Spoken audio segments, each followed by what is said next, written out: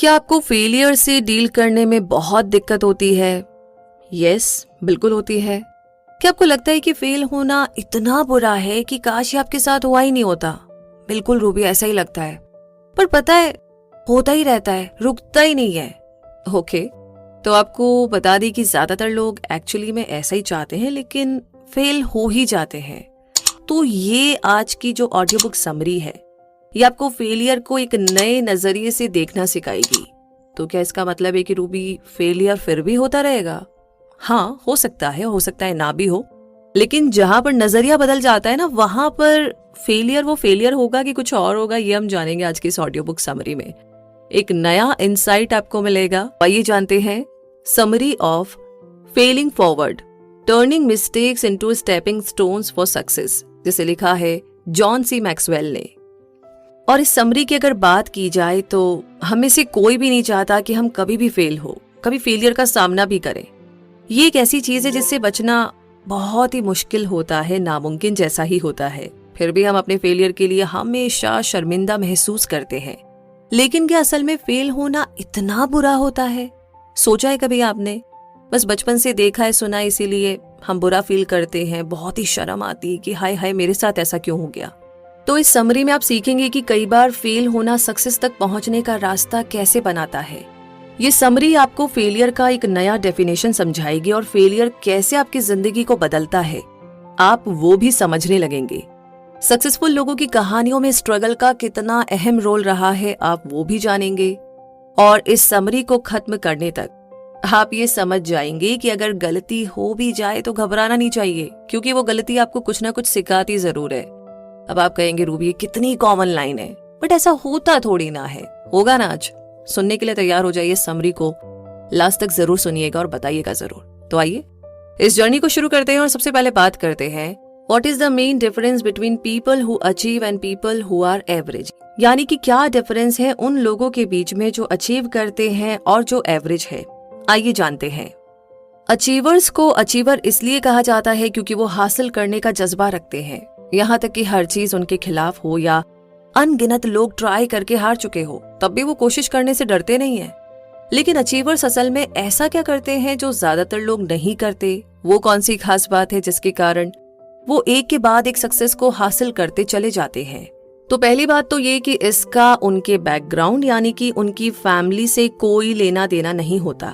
बहुत से लोग जो लो इनकम बैकग्राउंड से थे, उन्होंने एक्स्ट्रा ऑर्डिनरी सक्सेस हासिल करके इसे साबित किया है।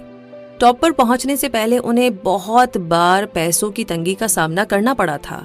दूसरा है, किसी के पास कितनी दौलत है ये कभी भी सक्सेस की गारंटी नहीं देता। तीसरा, अपॉर्चुनिटी एक रिस्पॉन्सिबल फैक्टर है, यानी कि हो सकता है कि दो लोग हर पहलू में बिल्कुल सेम हो, जैसे कि एजुकेशन, टैलेंट वगैरह। खासकर उनके पास जो अपॉर्चुनिटी है उस मामले में भी वो सेम हो, फिर भी उनमें से एक हमेशा ज्यादा सक्सेसफुल होगा। तो इस बुक के ऑथर जॉन के अनुसार सिर्फ एक ही फैक्टर है जो अचीवर्स को दूसरों से अलग बनाती है, वो है कि वो फेलियर को किस नजरिए से देखते हैं और उसकी तरफ कैसे रिस्पॉन्ड करते हैं। चाहे आप माने या ना माने, लेकिन आप फेलियर को कैसे देखते हैं, हार को आप कैसे देखते हैं, वो आपकी जिंदगी के हर पहलू को बदल सकता है। हम इसी सोच के साथ बड़े हुए हैं कि किसी भी चीज में फेल होना इतनी बुरी चीज है कि मानो हमारी दुनिया ही खत्म हो गई। स्कूल में अगर रेड मार्क्स आते थे तो इसका मतलब होता था कि या तो हमने पढ़ाई नहीं की है या फिर हमें वो सब्जेक्ट समझ में ही नहीं आया। लेकिन सिर्फ मार्क्स कम आने का मतलब फेलियर होना नहीं होता। फेलियर एक प्रोसेस है। आपको फेलियर को कॉन्फिडेंस के साथ एक्सेप्ट करने के लिए खुद को ट्रेन करना होगा, तभी आप अपने मनचाहे गोल्स को अचीव कर पाएंगे। आपको प्रॉब्लम्स को देखने का अपना नजरिया भी बदलना होगा। जब तक जिंदगी है तब तक प्रॉब्लम्स भी साथ साथ चलेगी। इस बात पर ध्यान न दे कि प्रॉब्लम बड़ी है या छोटी, बल्कि इस बात पर फोकस करिए कि आप उससे डील कैसे करेंगे और आप उससे क्या सीख सकते हैं। इसी का मतलब होता है फेलिंग फॉरवर्ड। और इसी के साथ अब आगे बढ़ते हैं और जानते हैं एक नई डेफिनेशन फेलियर और सक्सेस की। फेलियर एक ऐसी चीज है जिसे टाला नहीं जा सकता। कोई भी इंसान परफेक्ट नहीं है और चाहे आप फेलियर से बचने की लाख कोशिश कर लो, फिर भी कभी ना कभी तो गलतियां हो ही जाएगी। बस ये समझ लीजिए कि ये एक ऐसा फ्री गिफ्ट है जो हर इंसान को मिला है। जैसा कि हमने पहले कहा कि फेलियर एक प्रोसेस है, ठीक वैसे ही सक्सेस भी एक प्रोसेस है। जॉन कहते हैं कि सक्सेस कोई मंजिल नहीं है, कोई डेस्टिनी नहीं है जहां पर आप एक दिन पहुंच जाएंगे। जो काम आप हर रोज करते हैं उससे आप सक्सेस हासिल करते हैं, और यही बात फेलियर पर भी लागू होती है। एक छोटी सी गलती का मतलब ये नहीं है कि आप फेल हो गए हैं। फेलियर के बारे में एक गलत फहमी ये है कि इसे फिगर या नंबर के रूप में देखा जाता है, यानी कि आप फेलियर को कैसे डिफाइन करते हैं ये देखकर कि आपके कितने पैसे खोए हैं या आपने कितनी बार डेडलाइन मिस की है। खैर, फेलियर को मापने के लिए ये सभी गलत स्टैंडर्ड है। फेलियर का मतलब हर एक के लिए अलग अलग होता है, यानी कि असल मायनों में सिर्फ आप ही बता सकते हैं कि आप फेल हुए हैं या नहीं। फेलिंग फॉरवर्ड की सोच के हिसाब से फेलियर तब माना जाएगा जब आप अपनी गलतियों को एक पॉजिटिव नजरिए से देखकर उससे कुछ सीखेंगे नहीं। ज्यादातर बिजनेसमैन को अपने पहले बिजनेस में कामयाबी नहीं मिलती, कईयों को तो दूसरी या तीसरी कोशिश में भी हार का ही सामना करना पड़ता है। इस फेलियर के बाद भी वो चौथी या पांचवी बार कोशिश करने से पीछे नहीं हटते, क्योंकि वो फेलियर को एक सेटबैक या हार के रूप में नहीं देखते। उनकी यही लगन उन्हें कामयाब बनाती है। बस आप में डटे रहने का जज्बा होना चाहिए। उनके लिए सक्सेस का मतलब होता है कभी भी हार न मानना। 4 कदम आगे रखना और 2 कदम पीछे आ जाने का मतलब यही होगा कि आपने 2 कदम प्रोग्रेस किया है।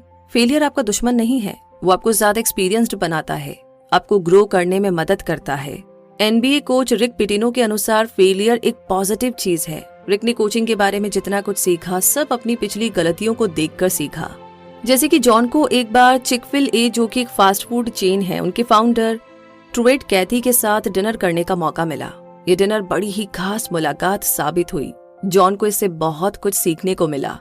चिक-फिल-ए बनाने का ट्रुएट का सफर बहुत ही दिलचस्प और इंस्पायरिंग था। ये इसका बहुत ही शानदार एग्जाम्पल है कि ट्रुएट किस तरीके से फेलियर को अलग तरह से देखते थे। ट्रुएट जब बच्चे थे तब भी उनका माइंड एक बिजनेसमैन की तरह ही सोचता था। वो अक्सर कोक के केन को ज्यादा दाम पर बेचते, जिससे उन्हें 20% प्रॉफिट होता था। मौसम के हिसाब से अगर कोक की डिमांड नहीं होती तो वो मैगजीन बेचने लगते। कुछ सालों बाद ट्रुएट अपना खुद का रेस्टोरेंट खोलने का सपना पूरा करना चाहते थे। अपने भाई बेन के साथ उन्होंने रेस्टोरेंट खोलने के लिए अच्छे खासे पैसे जमा कर लिए। पहले उनके रेस्टोरेंट का नाम ड्वार्फ ग्रिल था, जिसे बाद में बदलकर ड्वार्फ हाउस कर दिया गया। हालांकि वो इसे सिर्फ 1 हफ्ते के लिए खोल पाए, लेकिन ये एक सक्सेस थी। मगर ट्रुएट को बिल्कुल भी अंदाजा नहीं था कि उन्हें कितने झटके लगने वाले थे। अपना बिजनेस शुरू करने के 3 साल बाद ट्रुएट ने अपने भाई और बिजनेस पार्टनर बेन को एक प्लेन दुर्घटना में खो दिया। उन्हें इस दुख से उभरने में 1 साल लग गया। उसके बाद ट्रुएट ने धीरे धीरे अपने बिजनेस पर फोकस किया। अपने भाई को खोने के 2 साल बाद ट्रुएट ने एक और रेस्टोरेंट खोला। उनका बिजनेस अच्छा चल रहा था। तभी एक दिन आधी रात को उनके पास कॉल आया। खबर अच्छी नहीं थी। उनके दूसरे रेस्टोरेंट में आग लग गई थी, जिससे सब कुछ बर्बाद हो गया। इसके ऊपर से उनके पास इंश्योरेंस भी नहीं था। आग लगने के कुछ हफ्तों बाद ट्रुएट को पता चला कि उन्हें लार्ज इंटेस्टाइन की सर्जरी करवानी पड़ेगी। इस वजह से उन्होंने जो पैसे दूसरे रेस्टोरेंट को दोबारा बनाने के लिए रखे थे, अपनी सर्जरी के लिए खर्च करने पड़े। अपनी सर्जरी से रिकवर करने के दौरान ट्रुएट ऐसे आइडिया के बारे में सोचने लगे जो उनके रेस्टोरेंट को दूसरों से बिल्कुल अलग और हटकर बना सके। उन्हें हमेशा से चिकन पसंद था, तो उन्होंने सोचा कि अगर वो सीजनिंग के साथ उसे मसालेदार सैंडविच में बदल दे तो कैसा रहेगा। इस आइडिया से चिक-फिल-ए की शुरुआत हुई। अब अमेरिका में चिक-फिल-ए के कई रेस्टोरेंट खुल चुके हैं। 2000 में इस कंपनी की वैल्यू बिलियन में थी। ये चेन आज तक सक्सेसफुल बनी हुई है। ट्रुएट ने जिंदगी में कई सारे फेलियर झेले हैं, कई सारी हार देखी है। उन पलों से गुजरना आसान नहीं था, लेकिन सिर्फ फेलियर के और अपने नजरिए के कारण उन्होंने वो मुकाम पाया जो उनका सपना था। तो ट्रुएट की इस कहानी से सबक लेते हुए अब बात करते हैं और अगले सवाल पर गौर फरमाते हैं। अगर आप फेल हो गए हैं तो क्या ये फेलियर है? अजीब सा सवाल है ना? आइए जानते हैं इस सवाल के पीछे की कहानी। इस समरी को पढ़ने और सुनने से पहले आप सोचते होंगे कि किसी चीज में फेल होने का मतलब है कि आप एक लूजर है। लेकिन अगर आपको उस बात पर डाउट हो रहा है तो बहुत अच्छा है, क्योंकि आप धीरे धीरे अपनी फेलियर की डेफिनेशन को बदल रहे हैं। जिंदगी में कई बार ऐसा होता है जब हम अपनी काबिलियत पर सवाल उठाने लगते हैं। जैसे कि एरमा बॉम्बेक की कहानी आपको यकीन दिलाएगी कि फेलियर का मतलब एक लूजर होना नहीं होता।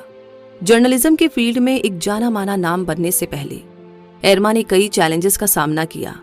हाई स्कूल में जब उन्होंने अपने काउंसलर से कहा कि वो जर्नलिज्म के फील्ड में जाना चाहती है, तो उन्होंने उनके आइडिया को रिजेक्ट कर दिया। उन्होंने कहा कि राइटिंग के बारे में उन्हें भूल जाना चाहिए, लेकिन एरमा ने ऐसा नहीं किया। डेटन यूनिवर्सिटी से इंग्लिश में डिग्री पूरी करने के बाद एरमा राइटर बन गई। शादी के बाद एरमा अपनी फैमिली बढ़ाना चाहती थी, लेकिन डॉक्टर ने उन्हें बताया कि वो बच्चे को जन्म नहीं दे सकती थी। ये एरमा के लिए किसी सदमे से कम नहीं था। वो चाहती तो खुद को दोष देती रहती कि मां नहीं बन पाने के कारण उसकी जिंदगी हमेशा अधूरी रहेगी। इसके बजाय अपने पति के साथ उन्होंने एक नन्ही सी मासूम बच्ची को अडॉप्ट कर लिया। एरमा बड़े ही पक्के इरादों वाली इंसान है, इसलिए उन्होंने अपनी राइटिंग स्किल को आजमाने का फैसला किया। वो एक लोकल न्यूज़पेपर के एडिटर के पास गई। उन्होंने कहा कि वो अपना एक कॉमेडी कॉलम शुरू करना चाहती थी। एरमा के बार बार कहने पर आखिर वो राजी हो गए, लेकिन उन्होंने एक आर्टिकल के लिए सिर्फ $3 की रेट ऑफर की। एरमा तैयार हो गई। एरमा लगन के साथ इस काम में लग गई और 1 साल के बाद उनकी मेहनत रंग लाई, क्योंकि उनका काम देखकर एक दूसरे न्यूज़पेपर ने उन्हें कांटेक्ट किया था। उनकी एक कॉलम इतनी बड़ी हिट साबित हुई कि उनकी 900 से ज्यादा कॉपी पब्लिश हुई। तो प्रोफेशनल और पर्सनल लाइफ के चैलेंजेस के अलावा एरमा को कई सारी हेल्थ प्रॉब्लम्स का भी सामना करना पड़ा।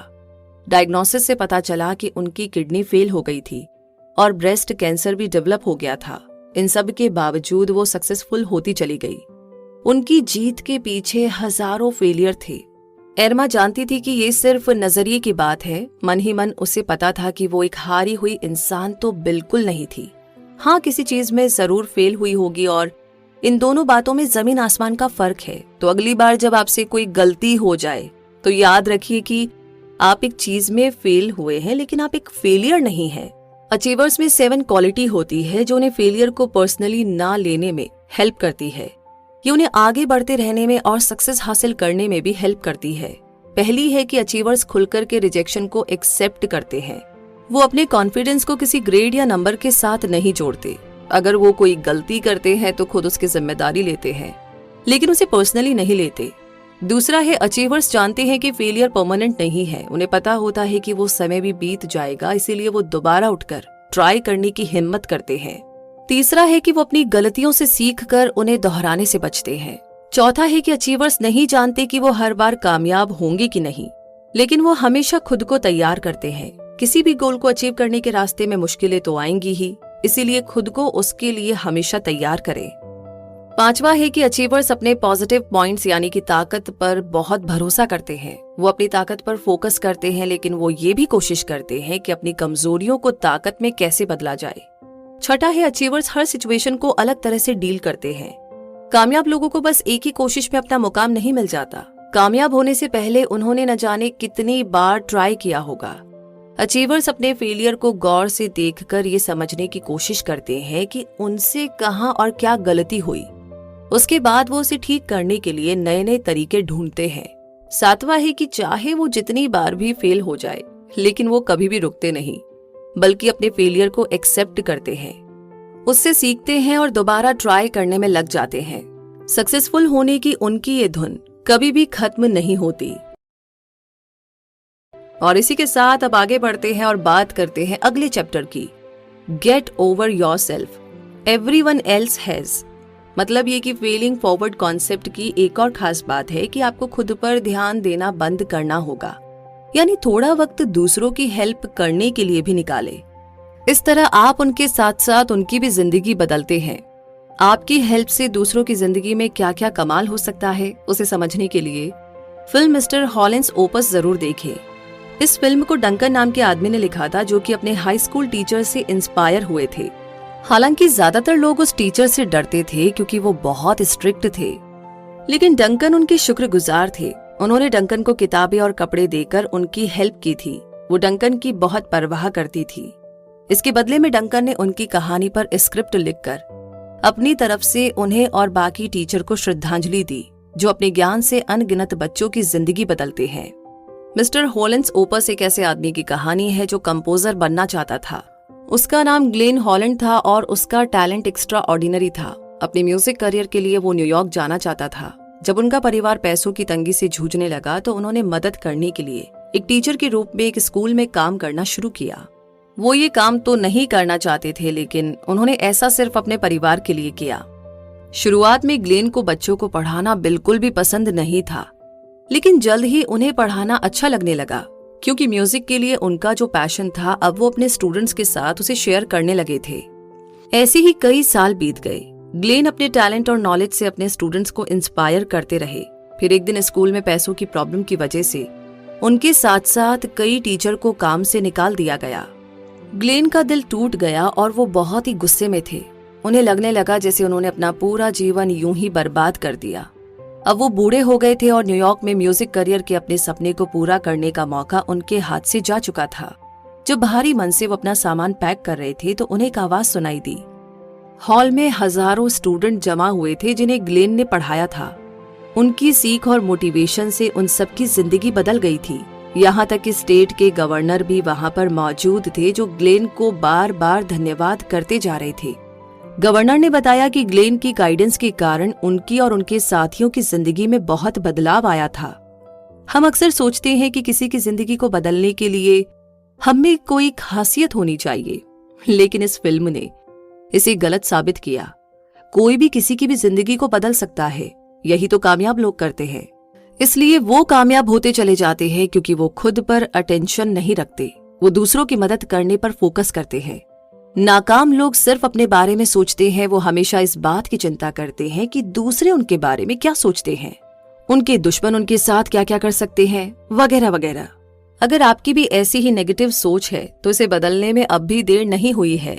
सेल्फिश होना बंद करें, क्योंकि ये वो इकलौती चीज हो सकती है जो आपको कामयाब होने से रोक रही है।